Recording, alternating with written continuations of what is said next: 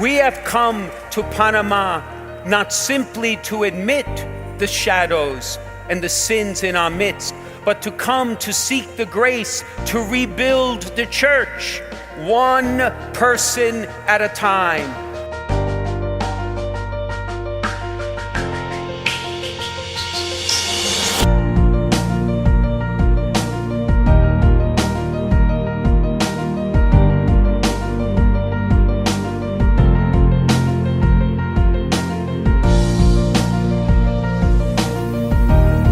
World Youth Day 2019.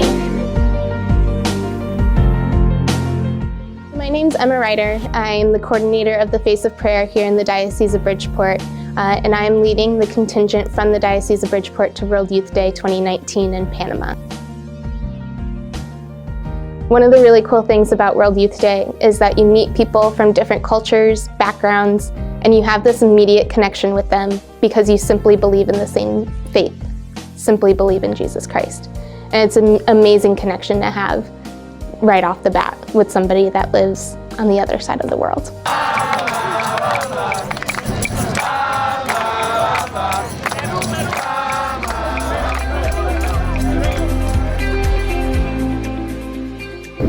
And World Youth Day has become a global youth phenomenon, really. It is a gathering of young Catholics from around the world to walk with the Pope, in this case, our Holy Father, Pope Francis, to celebrate their Catholic faith, to celebrate what the Lord is asking of them to be His missionaries in the world, and to draw strength and encouragement from each other.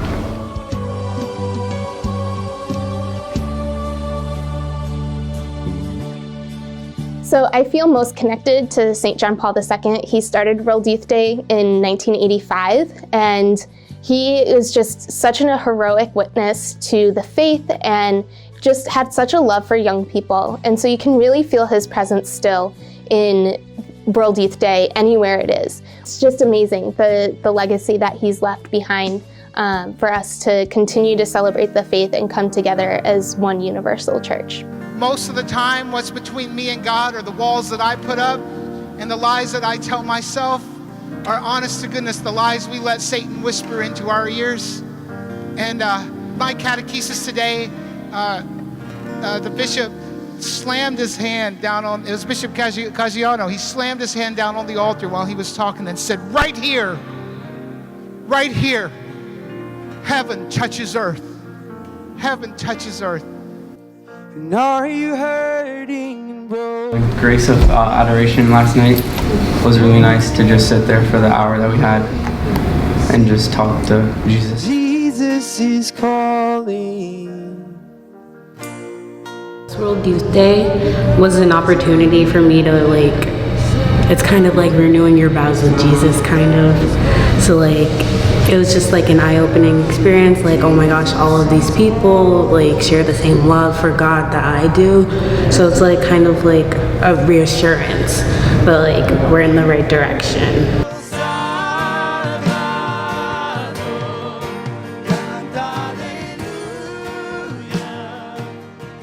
Also, just to get closer in my faith and just see how young people from literally all over the world just love God and appreciate God and just live their lives as best as they can through Christ. Oh, young people from the Diocese of Bridgeport, you, my friends, are the leaven of change. You are here because in the end, the Lord is calling you to leadership. Now, leadership can be lived many different ways. The most effective leadership is the one that's lived quietly in your ordinary life. You will be wildly surprised at what the Lord is asking of you, what He has in store for you. And part of that is to be a model, a mentor, a leader for other people your own age. So together, like the road to Emmaus, we will walk to find Jesus.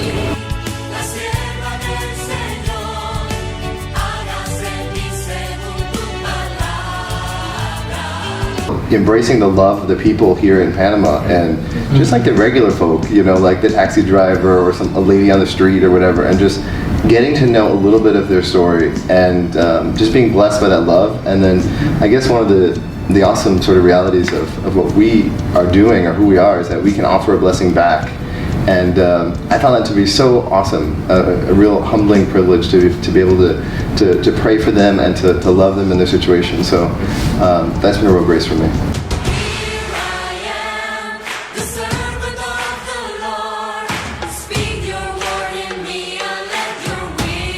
And it's really easy for people who know you to encourage you, but Ryan knew me at that point for all of 15 minutes. Subway. Yeah, over Subway. The sincere, authentic encouragement that he was offering me was such a grace, because I said someone doesn't know me at all, couldn't pick me out of a crowd before yesterday, and just could really hear Jesus speaking through him.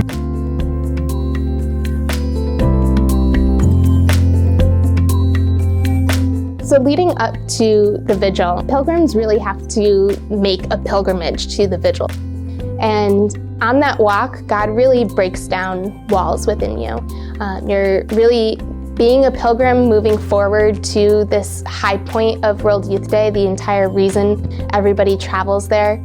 And to see what happens in your heart and to experience that is just incredible. And God really prepares your heart to be with him in adoration that evening, and then to receive him in the Eucharist the next day when you celebrate Mass with the Holy Father.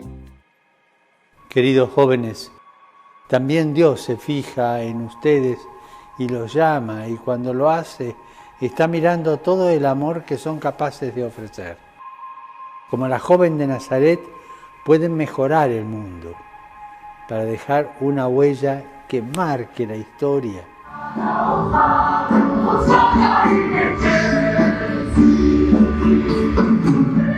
When I go back, all my friends are gonna ask me like where I've been and what I've been doing, and I tell them exactly what I've been doing, and a lot of them are genuinely interested, and for some of them, it could even spark an interest in the faith.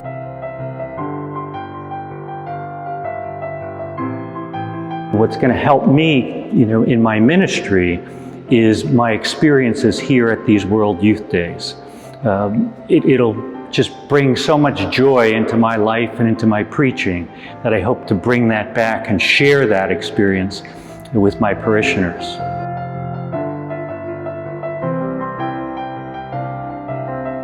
But in the end, Our Lady, surprised by the plan God had in store for her, surrendered to God's will.